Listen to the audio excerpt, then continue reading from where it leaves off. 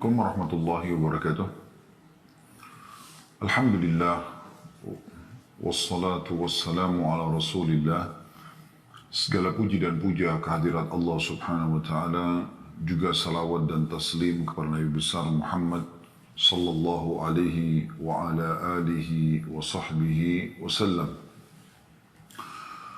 Saudaraku seiman, pada pertemuan kali ini tentu saya tidak bisa menyebutkan satu persatu nama teman-teman panitia yang minta acara kita ini tanpa mengulangi penghormatan tentunya.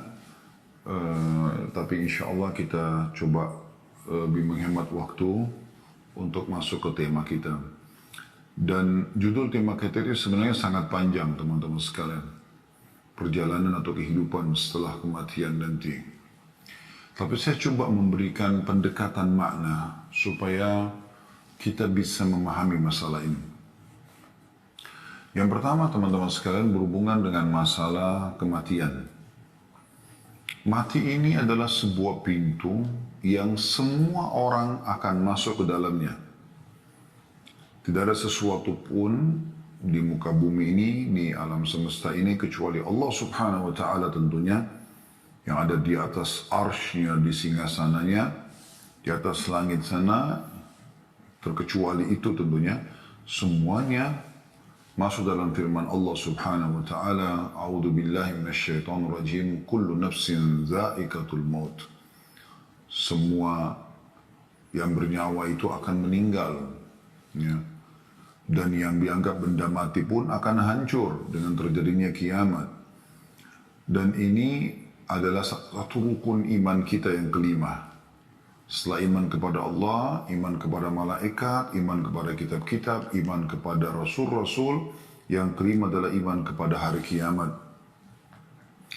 Dan hari kiamat ini satu paket, beriman tentang prosesi kematian, bagaimana ruh keluar, orang beriman, orang kafir, kemudian setelah itu masuk ke alam barzah, kuburan, kemudian setelah itu hari kebangkitan atau hari kiamat yang kita sering ulang-ulangi di Al-Fatihah, Maliki Yaumiddin, Raja pemilik hari kebangkitan. Kemudian setelah itu ada timbangan amal, lalu kemudian ada tempat abadi surga bagi orang yang beriman dan patuh kepada Allah selama di dunia, dan semoga kita termasuk insya Allah ini. Dan ada tempat yang kedua, neraka abadi bagi orang-orang yang kafir dan membangkang. Tentu ada sebagian orang yang beriman yang masih banyak dosanya, yang akan dicuci dulu, dibersihkan dosa mereka di neraka, kemudian masuk ke dalam surga. Ya, kurang lebih seperti itu gambarannya. Tapi saya ingin bicara masalah kematian.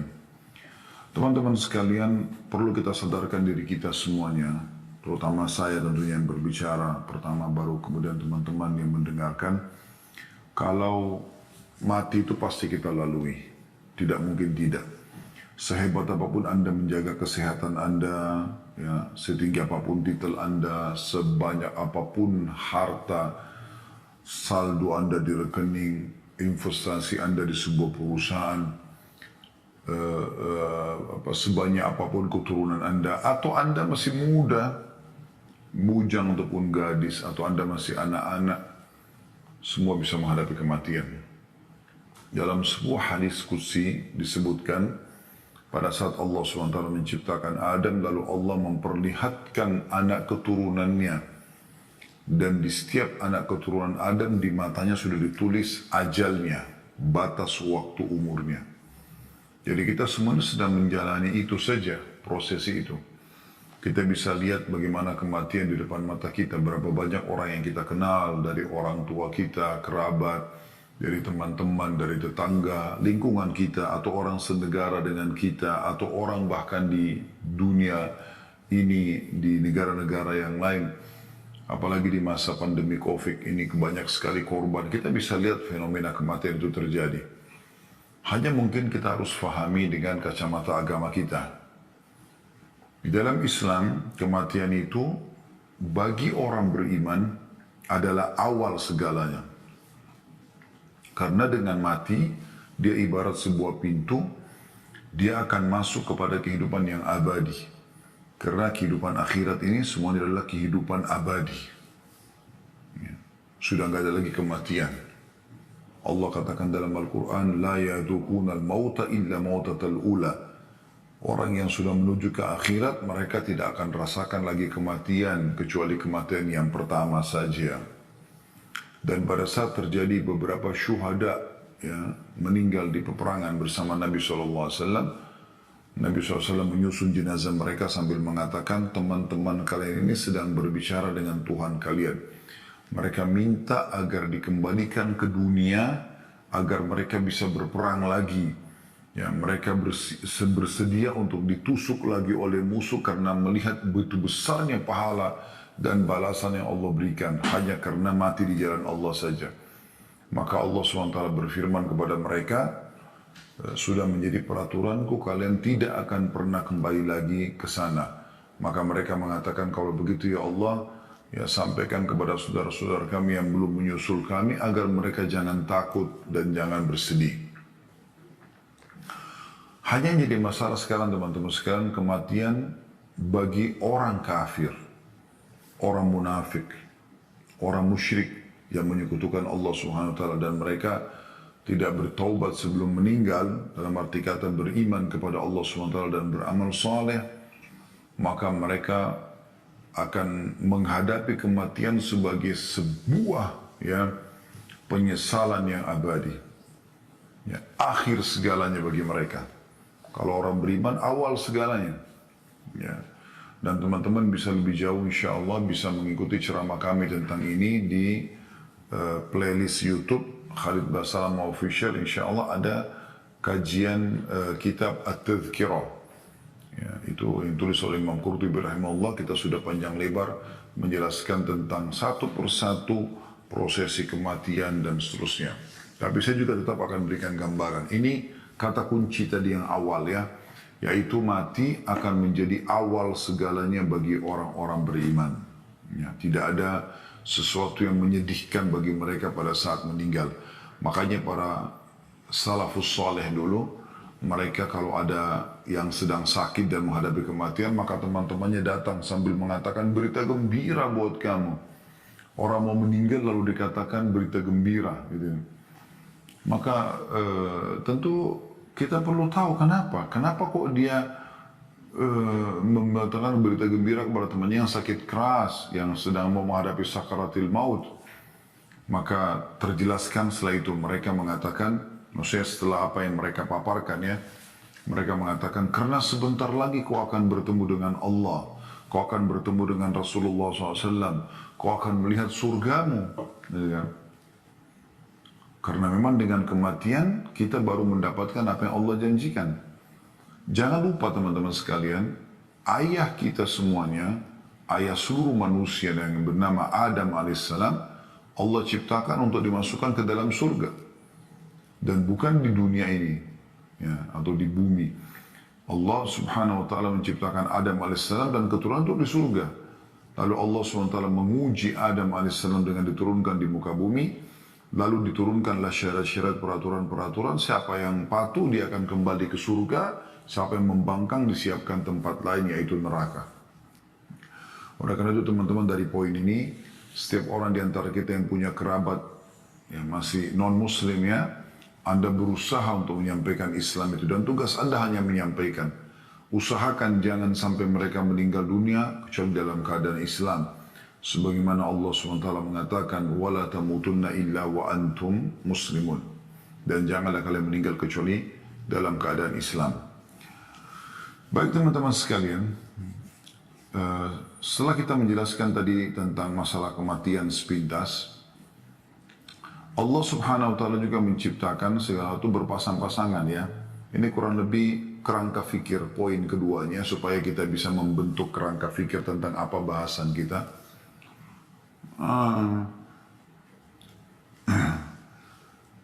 Allah menciptakan berpasang-pasangan, maksudnya begini, ada malam dan siang, ada muda dan tua, ada laki-laki dan perempuan, ada sehat dan sakit, ada muda dan tua, ya, ada terang dan gelap, ya, ada benar dan salah, ya.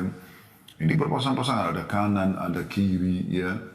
Ini semua berpasang-pasangan, sebagaimana juga ada hidup, ada mati, ya. Ada dunia, ada akhirat. Nah, Ini sebuah rangkaian teman-teman. Siapa yang memahami ini, maka dia akan sangat tenang melalui kehidupan. Karena pada saat dia sakit, dia tahu, dia pernah sehat. Dan ini pasangan tidak mungkin dipisahkan. Pada saat dia sehat, dia bersyukur. Pada saat dia sedang sakit, dia bersabar, kan gitu. Pada saat dia lagi kaya, dia bersyukur. Pada saat dia lagi diuji oleh Allah SWT dengan kemiskinan, dia bersabar. Maka selalu begitu. Ya. Pada saat masa muda dia isi dengan kesempatan menggunakan tenaganya dalam kebaikan. Pada masa tua, ya, dia tinggal mempertahankan itu. Nah, seperti itu kurang lebih gambarannya. Nah, orang akan bisa stabil hidupnya karena dia melalui itu. Sama dengan ada dunia, ada akhirat, ada hidup, ada mati. Maka kita kalau faham ini, kita akan siap menghadapi kematian. Karena memang toh kita tahu setelah hidup ini ada mati. Walaupun cuma sekali saja kita mati gitu kan. Sebagaimana dunia ini juga ada, kan ada akhirat. Ibnu Taimiyah rahimahullah berkata, di dunia ini ada surga. Siapa yang merasakannya dan mendapatkannya, maka dia akan mendapatkan juga surga di akhirat. Maksudnya surga bagi orang-orang beriman dengan dia melaksanakan perintah Allah. Karena orang beriman ini teman-teman nikmat sekali. Ya, dia bisa biologis tapi dengan cara halal. Dia boleh makan tapi yang halal. Dia boleh minum tapi yang halal. Dia boleh berinteraksi, bertransaksi tapi yang halal. Dan yang halal lebih banyak daripada yang haram. Yang haram itu sedikit sekali. Seperti misalnya Allah haramkan babi, Allah ganti dengan sapi, kambing, kuda, kelinci, semua hewan-hewan air. Lebih banyak. Allah haramkan zina, Allah ganti dengan nikah. Ya, sama-sama pelampiasan biologis, tapi ini namanya harum, anaknya jelas statusnya, biologisnya juga nikmat karena dia dalam kondisi tenang. Beda dengan zina yang semua diikuti dengan ketakutan-ketakutan dan seterusnya. Pada saat Allah haramkan khamar, Allah halalkan susu, madu, sirup, air putih, banyak yang lainnya. Jadi sebagai ujian. Nah, orang beriman itu sebenarnya menikmati dunia ini dan menjadi surga bagi dia. Kita bisa biologis yang halal, kita bisa makan, minum, berpakaian. Bahkan Islam tidak pernah membatasi kita untuk mengejar yang terbaik dari prestasi di dunia ini. Tapi semua itu kita tunggangi untuk mendapatkan yang terbaik di akhirat. Dan tidak melupakan kalau akhirat adalah target utama. Baik, berbicara kematian tidak akan pernah luput dari masalah akhirat tentunya ya. Kita coba membahas tentang masalah dunia dan akhirat ini teman-teman sekalian. Beranjak daripada surah Al-Qasas, surah nomor 28, ayat 77. Saya berharap teman-teman bisa membuka ayat ini supaya kita tadabburi bersama-sama. Sekali lagi, surah Al-Qasas, surah nomor 28, ayat 77. Semoga Anda sudah buka tentunya. Allah Subhanahu wa taala berfirman, "A'udzu billahi minasyaitonir rajim. Wabtaghi fima ataqallahu ad-daral akhirah wa la tansa nasibaka minad dunya wa ahsin kama ahsanallahu ilaik wa la tabghil fasada fil ard innallaha la yuhibbul mufsidin."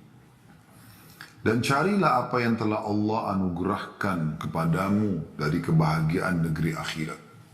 Kejar semua di akhirat. Surga, bidadari, bidadara, istana, buah-buahannya, pakaian sutranya. Kejar semua itu. Dan teman-teman kalau mau lebih jauh tentu saya tidak bisa bahas semua ini ya. Karena dalam 1 jam ini tidak mungkin kita padatin semua. Saya kasih kerangka-kerangka atau pokok-pokok dasarnya. Tapi Anda bisa kembali, ada kajian saya di YouTube membahas buku ini. Rasulullah SAW bercerita tentang surga dan neraka. Ini sekitar 30 pasal sekian surga, 30 pasal sekian neraka. Ini ada bahasan sendiri. Ya. Dan setiap pasal itu bisa dilewatkan satu pertemuan. Artinya ini bisa 60, 50, 60 kali pertemuan ya. Baik teman-teman sekalian, Allah mengatakan kejarlah apa yang Allah janjikan di akhirat sana. Itu target utama seorang muslim. Targetnya adalah akhirat, bukan dunia. Dan jangan kamu lupakan bagianmu dari kenikmatan dunia. Selama halal nikmati. Islam tidak pernah melarang itu. Anda berpakaian yang bagus, punya kendaraan yang bagus, Anda punya pekerjaan yang bagus, semuanya. Ya. Dan berbuat baiklah kepada orang lain sebagaimana Allah telah berbuat baik kepadamu. Selama kau di dunia, berbuat baiklah. Dan janganlah kamu membuat atau berbuat kerusakan di muka bumi. Ya, jangan mengacaukan, membuat keonaran dan segala macam. Buat kemaksiatan. Sesungguhnya Allah tidak menyukai orang-orang yang berbuat kerusakan. Ya, tapi saksi bahasan kita adalah potongan pertama ayat. Jangan kamu lupakan bagian, kejarlah apa yang Allah janjikan di akhirat nanti dan jangan lupakan bagianmu dari dunia. Baik teman-teman sekalian, seorang muslim di poin yang ketiga yang saya ingin bahas, dianjurkan agar selalu mengisi waktu yang terbatas di dunia dengan amal-amal saleh untuk dia bawa ke akhirat sana. Coba kita dengarkan teman-teman sekalian bagaimana Umar bin Abdul Aziz rahimahullah. Kita dengarkan dulu ayat Al-Quran ya. Kita coba tadabburi ayat Al-Quran yang juga Allah menjelaskan kalau dunia ini kita lalui iya, kita kejar prestasi terbaik iya, tapi untuk akhirat ya, supaya nanti kita panen di sana. Setiap kali orang selalu hubungkan pekerjaannya, interaksinya dengan akhirat, maka dia akan tentram. Ya, sekarang contoh misalnya, suami menasihati istrinya. Kalau dia targetnya adalah mengejar pahala yang dia akan panen dari Allah di akhirat nanti, dengan cara menasihati istrinya, atau istri pada suami, atau orang tua pada anak, atau anak pada orang tua, atau teman dengan teman, atasan sama bawahan, bawahan sama atasan, masyarakat dengan pemimpin, pemimpin para masyarakatnya, semua saling mengejar apa yang dijanjikan di akhirat, akan indah sekali kehidupan itu. Karena setiap orang akan berusaha memberikan yang terbaik. Karena dengan baiknya orang itu, semenjak dia jadi baik, dia patuh kepada Allah beramal saleh, kita akan panen pahalanya. Ya. Dan itu yang diwasiatkan Nabi SAW kepada Ali bin Abi Thalib pada saat beliau ya ingin menyerang membawa pasukannya menyerang benteng Khaybar orang-orang Yahudi.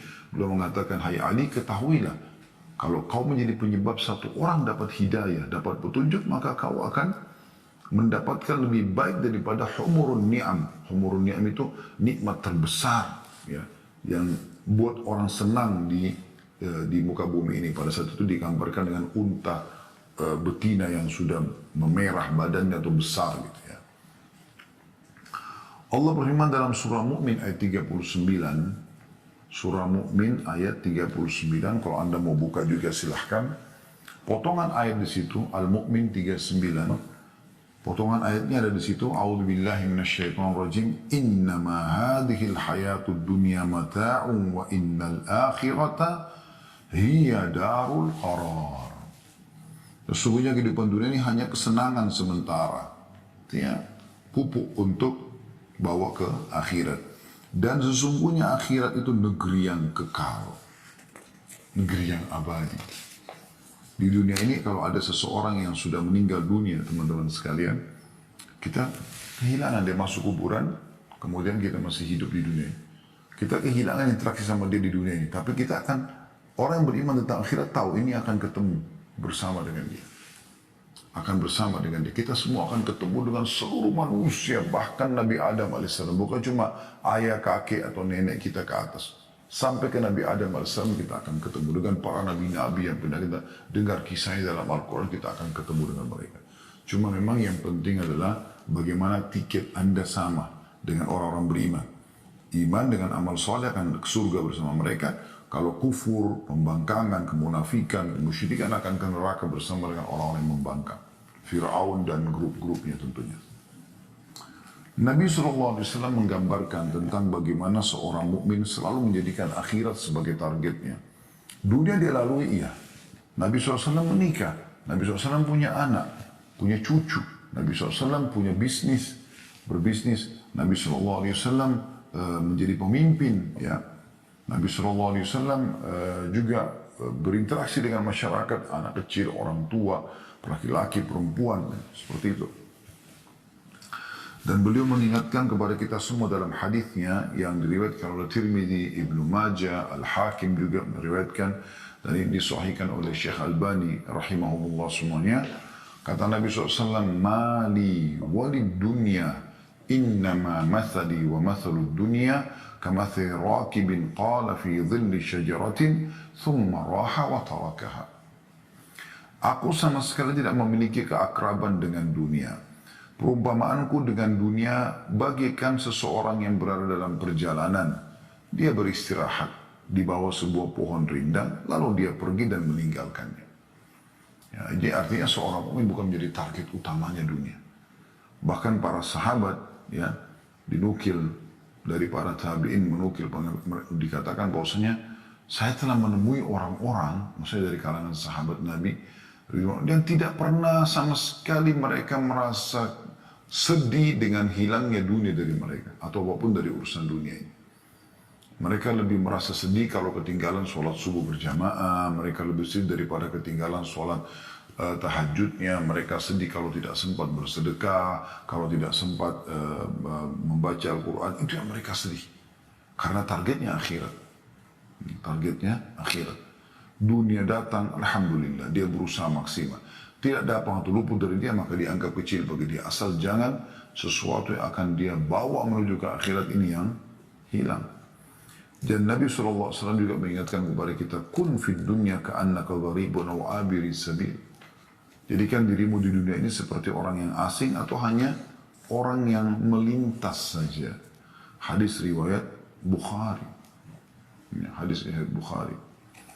Juga Nabi SAW bersabda, iqtarabatis sa'ah, wa la yazdadu nasu ala dunya illa hirsa, wa la yazdaduna minallahi illa bu'da.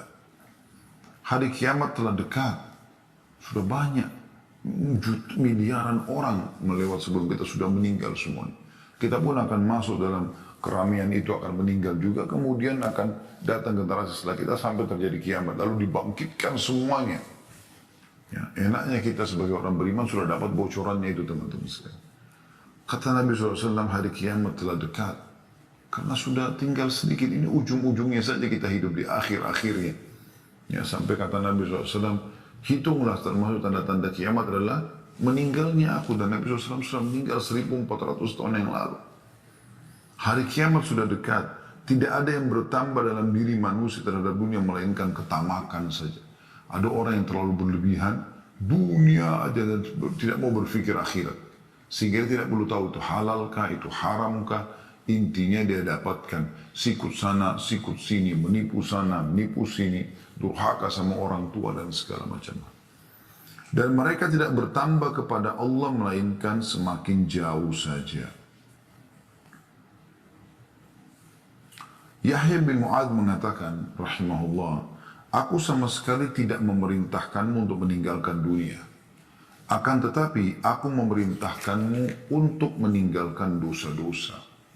Ya selama dunia nikmati silakan, selama halal. Tapi jangan masuk pintu dosa. 5 huruf ini halal jaga, 5 huruf yang lain haram jauhi. Meninggalkan dunia hanya merupakan keutamaan, sedangkan meninggalkan dosa adalah sebuah kewajiban. Dan menegakkan kewajiban lebih penting bagimu dibandingkan kewajiban atau kebaikan-kebaikan dan keutamaan yang sifatnya tidak wajib. Ada sebuah statement yang menarik dari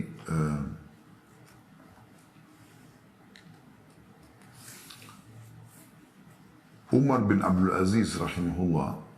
Beliau pernah mengatakan dalam salah satu khutbahnya ya, ceramahnya, beliau mengatakan sesungguhnya dunia bukanlah tempat menetap untuk kalian. Ini prinsip orang muslim. Kita bukan di sini tempat kita. Kita ini semua anak-anak akhirat. Kita akan menuju ke surga yang memang dasarnya ayah kita Adam alaihissalam diciptakan untuk itu. Insya Allah kita termasuknya. Sesungguhnya dunia bukanlah tempat menetap untuk kalian. Karena Allah telah menentukan baginya kefanaan. Akan hilang dunia ini. Akan terjadi kiamat, hancur semua. Dan Allah telah menentukan bahwa penghuninya akan pergi. Meninggalkan dunia semua. Berapa banyak bangunan yang sangat kokoh menjadi roboh hanya dengan sedikit sebab. Gempa dan yang sejenisnya. Berapa banyak penghuninya yang bersenang-senang di dalamnya lenyap hanya dengan sedikit sebab. Banyak cuplikan di YouTube ya. Lagi joget-joget, mati. Lagi duduk di pinggir pantai, kena tsunami. Terjadi gempa, hancur, segala macam. Kata beliau, maka perbaikilah. Semoga Allah merahmati kalian semua. perjalananmu itu dengan sebaik-baik barang bawaan yang kalian miliki dan berbekallah. Dan sesungguhnya sebaik-baik bekal adalah takwa, maksudnya kepatuhan kepada Allah. Allah perintahkan kerjakan, Allah larang jauhi.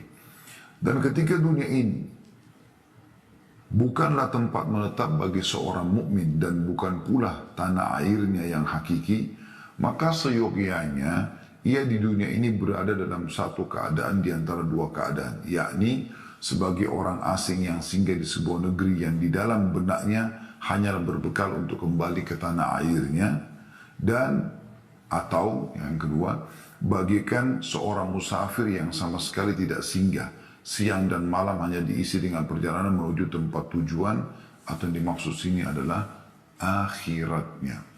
Ya, akhiratnya.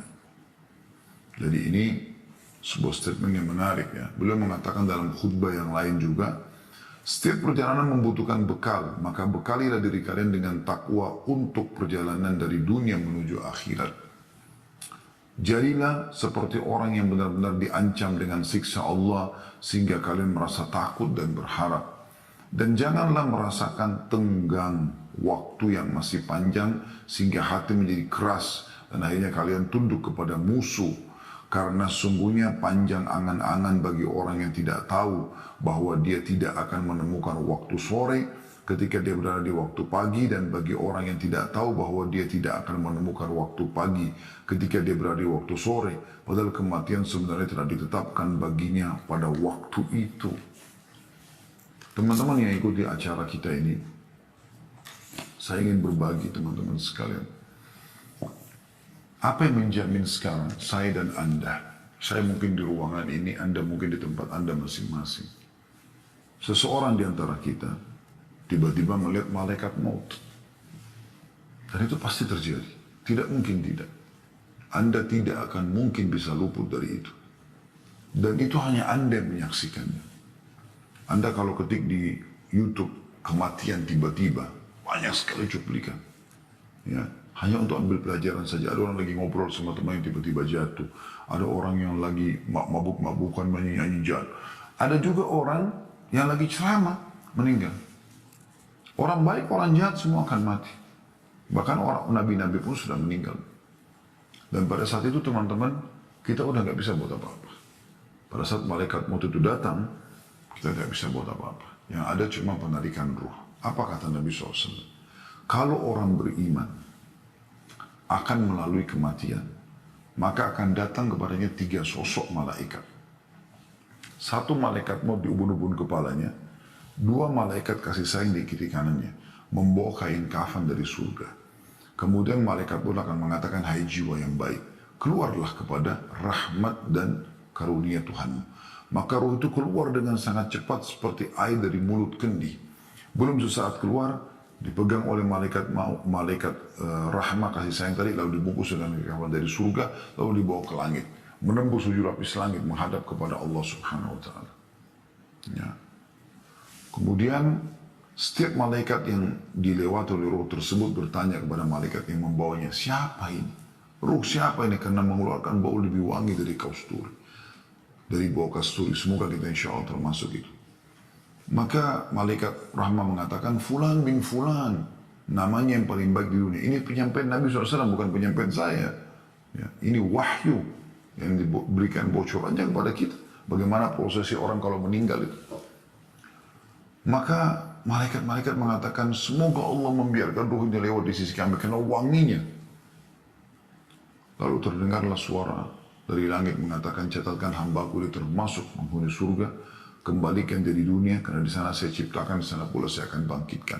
Maka dikembalikan ruhnya bersamaan dengan jasadnya diantar oleh para kerabatnya atau tetangga-tetangganya.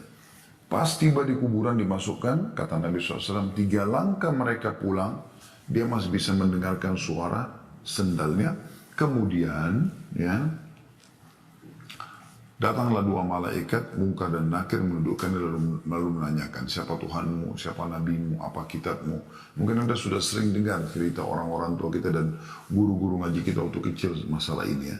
Nah ini benar terjadi. Nabi SAW sampaikan dalam hadis sahih. Lalu menanyakan kepadanya, siapa Tuhanmu, siapa Nabimu, apa kitabmu. Kalau dia orang beriman, kata Nabi SAW, maka dia masuk dalam firman Allah, yuthabbitullahu alladhina amanu bil qawli tsabit fil hayatid dunya wa fil akhirah. Allah akan menetapkan di lisan orang-orang beriman untuk bisa menjawab. Selama di dunia, kenapa kau sholat, kenapa kau puasa, kenapa kau gini, dia punya jawaban, ada dalilnya. Ya.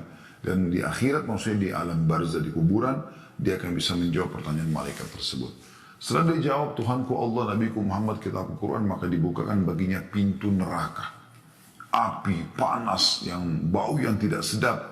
Dia ketakutan, kata malaikat, lihat dari apa Allah selamatkan dirimu. Ditutup, dibuka pintu surga, terciumlah padanya wangi-wanginya. Dan dia kagum, malaikat mengatakan ini tempat kau sekarang. Maka dia pun berdoa kepada Allah mengatakan, kata Nabi SAW ini ya, kata Nabi Muhammad SAW, dia berdoa mengatakan, ya Allah cepatkan waktu karena aku ingin masuk ke dalam surga. Lalu kemudian datang di sebelahnya orang yang tampan, wangi, bersih. Dia kagum. Maka orang itu mengatakan, saya adalah amal soleh yang akan menemani kau sampai hari kiamat. Lalu terdengar suara mengatakan, bentangkan kuburan hambaku ini seluas pandangan matanya. Mungkin kalau kita lihat orang yang masih hidup ini, kita lihat kuburan cuma yang lahat 1 kali 2 meter saja. Tapi ya, yang sebenarnya adalah lebih daripada itu. Orang beriman lebih luas dari pandangan matanya. Lalu dibukakan, hamparkan permadani dari surganya, maka terciumlah baginya bau surga tersebut dan dia menikmatinya walaupun dia belum bisa masuk ya. Maka jadilah kuburannya taman dari taman surga. Semoga ya Allah kita termasuk ini semua. Kemudian sebaliknya, kalau orang kafir meninggal dunia, na'udzubillah, maka datang kepadanya 3 sosok malaikat, 1 malaikat mau diubun-ubun kepalanya, 2 malaikat penyiksa di kiri kanannya yang membawa kain kafan dari neraka. Kemudian malaikat maut dengan marah mengatakan, keluar hai jiwa yang busuk, keluarlah kepada kemurkaan Tuhanmu. Maka ruhnya berantakan di tubuhnya, tidak mau keluar. Lalu malaikat maut mencabut, menarik dengan keras, kata Nabi SAW, sampai roh itu tercabut, ibaratnya seperti bulu domba yang dibasahkan, dililitkan di pohon berduri, kemudian ditarik dengan keras. Bagaimana berantakannya bulu itu, seperti itulah ruhnya. Belum sesaat keluar, maka malaikat pun membungkusnya dengan kain kafan dari neraka. Baru naik ke atas langit, belum buka pintu langit pertama, masih baru mau meminta izin malaikat yang membawanya. Malaikat atas langit mengatakan, siapa orang ini? Ya, kena keluar bau yang lebih busuk daripada bau bangkai, kata Nabi SAW. Maka berkatalah para malaikat di langit, semoga Allah tidak membuat lewat di sisi kami. Semoga Allah tidak membuat lewat di sisi kami. Kemudian setelah itu terdengar suara dari langit mengatakan, setelah orang malaikat yang membawanya mengatakan Fulan bin Fulan, namanya Fulan bin Fulan, malaikat yang di langit mengatakan semoga Allah tidak buat lewat di sisi kami. Dan ini disebutkan nama paling buruknya di dunia ya. Kemudian terdengar Allah berfirman subhanahu wa ta'ala, catatkan hambaku ini termasuk penghuni neraka, karena di sana, dan kembalikan di dunia, di sana saya ciptakan, di sana pula saya bangkitkan. Lalu diantar ruhnya bersamaan jasadnya dimasukkan ke dalam liang lahat. 3 langkah pengantarnya pulang, dia masih bisa dengar suara sendal, setelah itu sudah tidak lagi. Lalu malaikat mungkar nakir datang mendudukkan dia, lalu menanyakan siapa Tuhanmu, siapa nabimu, apa kitabmu. Walaupun teman-teman hafal mati jawabannya ini, maka dia akan masuk dalam hadits ini. Kata Nabi SAW, dia akan mengatakan, innama aqulu kama kana yaqulun nas. Saya nggak tahu, saya cuma ikut-ikut dulu orang bilang apa, gitu. Nah, akhirnya setelah itu dibukakan baginya pintu surga. Dia lihat permadani, buah-buahannya, pelayannya indah sekali, baunya wangi. Lalu dia gembira, tapi kata malaikat, lihat dari apa kau haramkan dirimu. Harusnya kau bisa masuk sini, tapi kau sendiri yang buat ini. Ditutup, dibuka pintu neraka, panasnya, bau busuknya, segala macam. Kata malaikat, ini tempat kau, tidak bisa kau lari dari sini. Maka dia pun mengatakan, ya Allah jangan cepatkan waktu karena aku tidak ingin masuk ke nerakaku. Lalu datang di sebelahnya orang yang busuk tampangnya, menakutkan. Lalu kemudian dia mengatakan, siapa kamu ini? Kata orang tersebut, saya amal burukmu, dosamu yang akan menemani kau sampai hari kiamat. Kemudian Allah utus, dalam penutup riwayat Bukhari disebutkan, Allah utus malaikat yang tidak punya penglihatan dan pendengaran yang membawa sebuah besi yang kalau besi itu seluruh jin dan manusia bersatu untuk membalikkan mereka tidak akan mampu. Lalu dihantamkan ke orang ini sehingga dia hancur, lalu diutuhkan kembali, dihantam lagi, begitu terus sampai hari kiamat. Riwayat yang lain menyebutkan maka kuburan ya, dinding kuburannya akan menjepit tubuhnya sampai tulang rusuknya seperti ini. Dan Nabi SAW menyatukan jari-jari beliau. Ya. Jadi sebagian ulama mengatakan dua riwayat ini bisa digabungkan antara dia dipukul sama diremukkan, gitu kan? Begitu terus sampai hari kiamat, maka jadilah kuburannya lubang dari lubang neraka. Ada sebuah riwayat juga atau athar menyebutkan pada saat dia dipukul dia teriak dan semua makhluk Allah mendengarkan kecuali jin dan manusia. Dan kalau mereka mendengarkan mereka akan meninggal seketika. Saudaraku seiman, hal-hal seperti ini adalah hal imaniyah, masalah keimanan. Dan ini kalau Anda membuka hati Anda dengan keimanan, Anda bisa merenungi tentu hal-hal seperti ini. Kalau Anda hadir di pengajian kita ini bukan dengan keimanan, maka mungkin Anda tidak akan tersentuh dengan hal seperti ini. Syukurlah teman-teman sekalian kita dapat bocorannya seperti ini. Dan tidak ruginya Anda mengambil informasi. Tidak ada rugi sama sekali. Malah akan membuat kita menjadi orang lebih baik. Kenapa kita jadi lebih baik? Karena kalau kita tahu ada akhirat, ada hisab. Agama ini sebenarnya teman-teman menyuruh kita jadi orang baik kan gitu. Kita disuruh jujur, amanah, tanggung jawab, bakti sama orang tua, jenguk orang sakit, menyenangkan orang, apalah, berbuat baik, bersedekah dan seterusnya. Dan semua punya keutamaan-keutamaan yang akan kita bawa ke akhirat.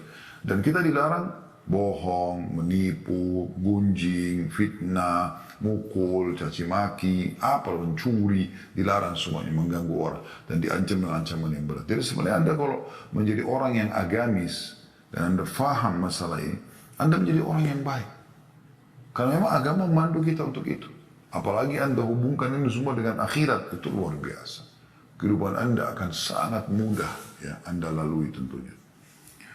Baik teman-teman sekalian, itu gambaran lebih dalam tentang masalah bagaimana prosesi kematian.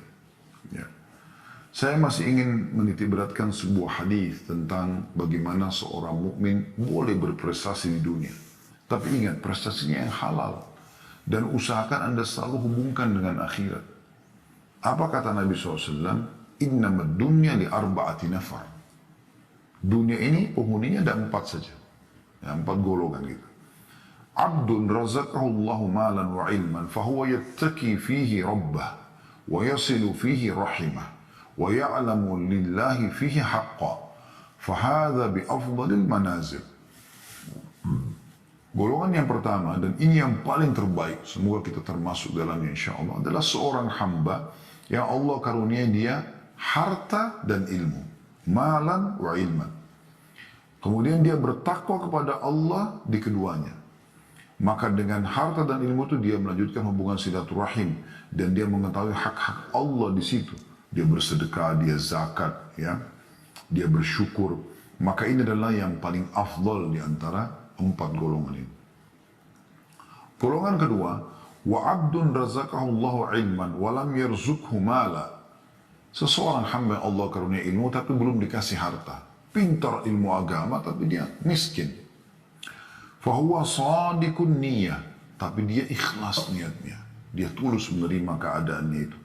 Fayaqul, kemudian dia berkata pada saat melihat tadi golongan yang pertama, yang Allah karunia ilmu juga harta. Dia sibuk bersedekah, bangun masjid, bangun rumah anak yatim, segala macam, bantu, segala macam bantuan selalu diikuti sama dia. Demi untuk mengejar akhiratnya. Golongan kedua mau buat, tapi nggak ada duitnya. Dia cuma punya ilmu. Apa kata Nabi SAW? Yang penting dia ikhlas nih. Lalu dia berkata, Lau anna li malan la amiltu bi amali fulan, fahuwa biniyatihi fa ajruhu ma sawa. Dia bilang kalau seandainya saya dikarunia oleh Allah harta seperti orang itu dan dia tulus betul-betul memang kalau ada nanti dia akan lakukan, maka dia yang kedua ini dengan niatnya akan mendapatkan pahala yang pertama. Walaupun dia tidak bangun masjid, walaupun tidak bangun anak yatim, dan memang dia tidak punya duit. Kalau ada betul dia akan lakukan. Ini golongan yang kedua. Jadi orang yang justru bisa mengejar pahala orang-orang yang sudah berbuat baik, tapi dengan niatnya, karena dia tidak mampu melakukannya. Masa juga misalnya orang lumpuh, dia berharap kalau dia tidak lumpuh dia ke masjid.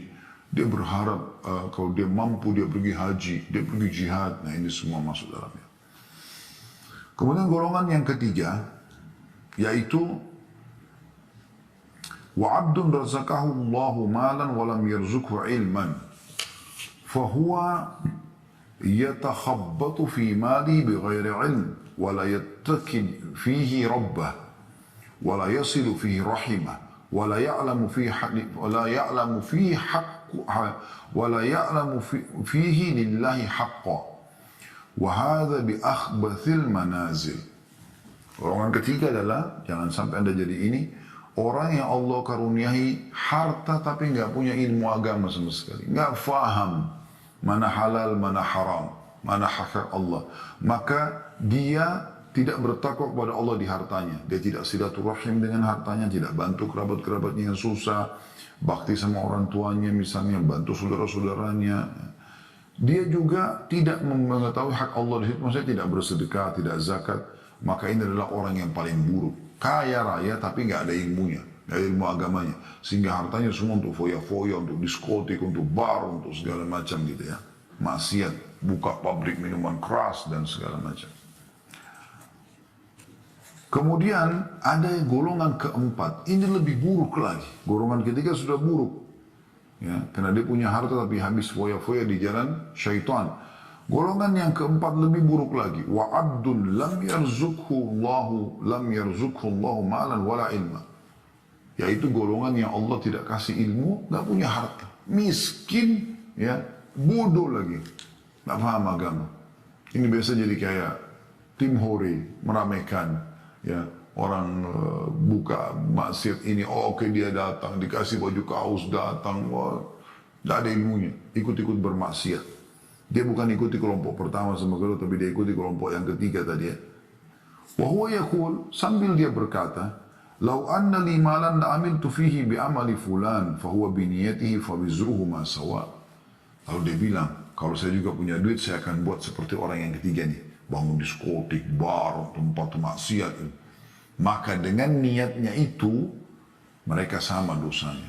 Bayangkan ya, ini orang yang paling bodoh. Ini bahaya sekali. Dan ini Nabi SAW juga sudah berikan kepada kita bocorannya, teman-teman sekalian. Kita harus sadari masalah ini. Ya. Jangan sampai kita salah dalam masalah ini. Oleh karena itu kita boleh melalui dunia, tetapi laluilah dengan cara yang benar, ya, sampai ajal datang. Sebagian salah berkata, wahai manusia, engkau membutuhkan bagian dunia, tetapi terhadap akhirat engkau lebih membutuhkannya. Jika engkau memulainya dengan dunia, maka engkau telah mengabaikan akhirat, sedangkan duniamu berada di titik bahaya. Dan jika engkau memulainya dengan akhirat, maka engkau memperoleh duniamu. Karena itu lakukanlah dengan baik.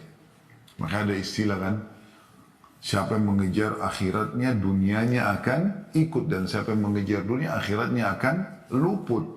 Ya, dunia boleh, ya, tetapi jangan sampai membuat kita lalai, teman-teman sekalian. Ya.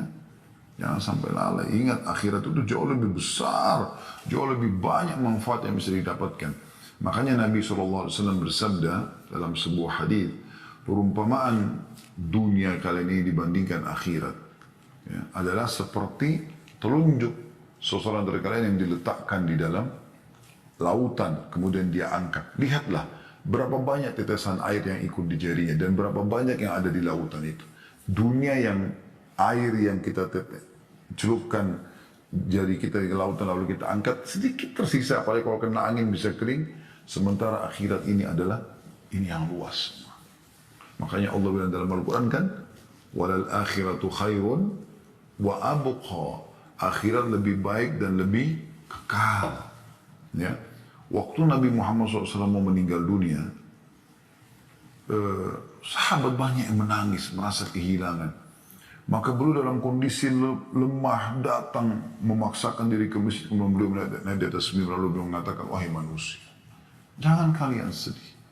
Karena pertemuan kita yang sebenarnya, perjanjian kita, di haudku nanti. Haud itu telaga Nabi di mahsyar. Jadi orang beriman akan ditimbang amalnya, setelah itu dia akan datang minum di haudnya Nabi SAW, di telaga Nabi. Telaga ini sumbernya dari surga gitu kan. Anda bisa di kajian buku tentang surga neraka ini sudah saya panjang lebar bahas masalah haud Nabi SAW ya. Jadi ada haudnya Nabi SAW. Beliau mengatakan, mimbarku di tengah-tengah haudku, aku menunggu kalian di sana. Jadi jaraknya itu yang jauh sekali antara satu kota ke kota yang lain.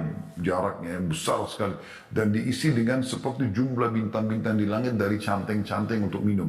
Sampai minum seteguk saja kata Nabi SAW, maka dia tidak akan pernah haus selamanya. Kata Nabi SAW, tidak usah sedih. Pertemuan kita ada kok. Ada akhirat. Dan saya akan pertemuan dengan kalian, aku mendahului kalian di haudku. Kita akan bertemu teman-teman sekalian. Anda begitu melihat malaikat maut mencabut ruh Anda akan lihat semuanya sudah terbuka. Nggak ada lagi hijab bagi Anda. Anda akan melihat siapa yang telah meninggal sebelumnya. Allah sudah buka semuanya. Anda bisa lihat surga, bisa lihat neraka. Beda dengan kita yang sekarang masih diuji oleh Allah Subhanahu wa Ta'ala. Juga pernah ada sahabat Nabi ditanya oleh Nabi SAW, apa makanan dan minuman? Dia mengatakan, daging dan susu ya Rasulullah. Makanan saya daging, minuman susu. Ini dianggap sudah elit sekali di dunia ya. Maka kata Nabi SAW, setelah itu akan jadi apa? Maksudnya habis itu jadi apa? Kita sudah tahu semua jadi kotoran ya. Tapi sahabat ini dengan santun tahu apa maksud Nabi SAW. Dia mengatakan, jadi apa yang sudah Anda tahu ya Rasulullah? Maksudnya, ya susunya yang tidak dibutuhkan oleh tubuh akan keluar jadi air seni, ya makanannya akan jadi tinja. Tapi beliau tidak bilang itu, beliau mengatakan akan jadi apa yang Anda tahu ya Rasulullah.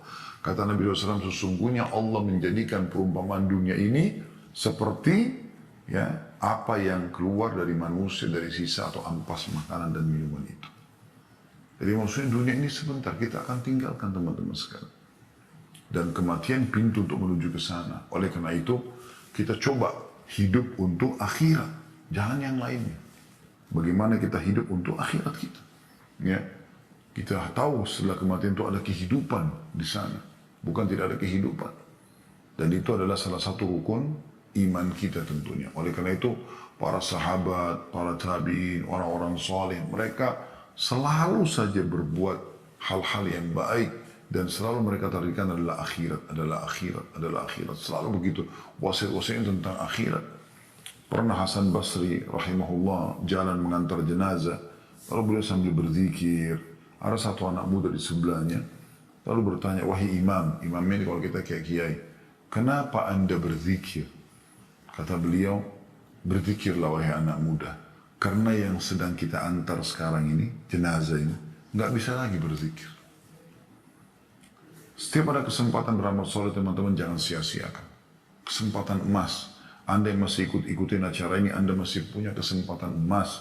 Selama Anda hidup walaupun cuma sehari lagi, itu adalah kesempatan emas untuk beramal soleh, menambah amal Anda. Jangan sia-siakan. Pernah Talha bin Ubaidillah rahimahullah mimpi, kebetulan ada 3 orang dari suku Uzrah masuk Islam, 3-3-nya. Kemudian Nabi SAW menawarkan siapa yang mau menaungi 3 orang ini. Tinggal di rumahnya. Kata Talha, saya Rasulullah. Kebetulan Talha bin Ubaidillah orang kaya. Salah satu dari 10 sahabat yang jamin masuk surga. Kata Talha, terjadi peperangan di zaman Nabi SAW. Dalam kisah ini tidak disebutkan peperangan yang mana. Lalu salah satu dari 3 ini ikut berperang lalu mati syahid. Beberapa waktu setelah itu, ikut lagi orang yang kedua dari mereka, perang mati syahid juga. Sebulan setelah itu, meninggallah, atau beberapa hari setelah itu, meninggallah orang yang ketiga, tapi mati di atas ranjang, bukan mati, di medan perang. Kata Talha bin Ubaidillah, saya mimpi, Allah perlihatkan saya surga, gitu kan. Dan saya diperlihatkan yang pertama masuk surga, yang paling depan adalah orang yang mati di atas ranjangnya. Lalu di belakangnya adalah orang yang mati syahid yang kedua. Lalu yang paling belakang adalah orang yang pertama mati syahid. Kata Talha, saya pun kagum dengan itu. Maksudnya Talha mungkin berpikir yang paling layak di depan mungkin orang yang mati syahid pertama, karena pertama berkorban di jalan Allah gitu ya. Maka aku pun menanyakan itu kepada Nabi SAW. Kata Nabi SAW, wahai Talha, bagaimana bisa kau heran? Sementara yang meninggal tadi, ya, yang meninggal lebih lama itu maksudnya yang meninggal walaupun bukan mati syahid, sempat sholat sekian lama, sempat melakukan ibadah-ibadah, riwayat lain, sempat mendapatkan Ramadan. Ya. Jadi kalau Allah masih kesempatan Anda, memberikan kesempatan Anda walaupun cuma sehari, itu sudah luar biasa. Kalau ada orang seumur dengan Anda atau tahunnya sama atau tanggal lahirnya sama, ini sudah meninggal dunia, Anda masih hidup, Anda masih diberikan kesempatan. Luar biasa, jangan sia-siakan. Teman-teman, demi Allah, seseorang yang meluputkan amal-amal soleh yang dia punya kesempatan, dia berharap kembali ke dunia dan memperbaiki masalah itu. Dia berharap nanti kalau meninggal, balik kembali ke dunia, sujud sekali, kemudian dia meninggal dunia. Karena pentingnya dengan amal soleh itu, atau butuhnya dengan amal soleh. Yang lalu-lalu kita tidak bahas, tapi ke depannya kita harus perbaiki masalahnya teman-teman sekalian. Bagaimana kita selalu punya persiapan yang terbaik untuk yang kita bawa menuju ke akhirat sana. Ya. Ini penting, dan ingat hadits Nabi SAW sebagai penutup, dan kita buka pertanyaan setelah ini. Kalau orang atau anak Adam meninggal dunia akan ikut ke kuburan, 3. Hartanya, keluarganya, amalnya, dan akan pulang 2. Akan pulang hartanya, mobil Alphard Anda, mobil Ferrari Anda, paling jauh diparkir di pagar kuburan, tidak mungkin masuk ke liang lahat. Akan pulang jadi warisan. Keluarga, istri sayang sama istri suaminya, atau suami sayang sama istrinya, apa yang terjadi? Paling jauh di atas kuburan. Ya. Setelah itu, gak mungkin dia nginap, dia akan pulang. Dia bisa menikah lagi sama orang lain dan seterusnya. Yang tinggal adalah amal. Nah ini yang sering kita lalaikan. Ya sholat kita, ya puasa kita, ya ibadah kita. Yang sebenarnya akan menemani kita. Anda kalau sedang melakukan satu ibadah teman-teman, yakinlah ibadah ini akan kita temukan hasilnya. Bukankah Allah SWT mengatakan, وَمَنْ يَعْمَلْ مِثْقَالَ ذَرَّةٍ خَيْرًا يَرَهُ. Siapa yang berbuat seperti biji sawi dari kebaikan, dia akan lihat, diperlihatkan untuknya. وَمَنْ يَعْمَلْ مِثْقَالَ ذَرَّةٍ شَرًّا يَرَهُ. Siapa yang berbuat seperti biji sawi dari keburukan, dia juga akan diperlihatkan, aku akan lihat. Maka kita harus sadari masalah ini.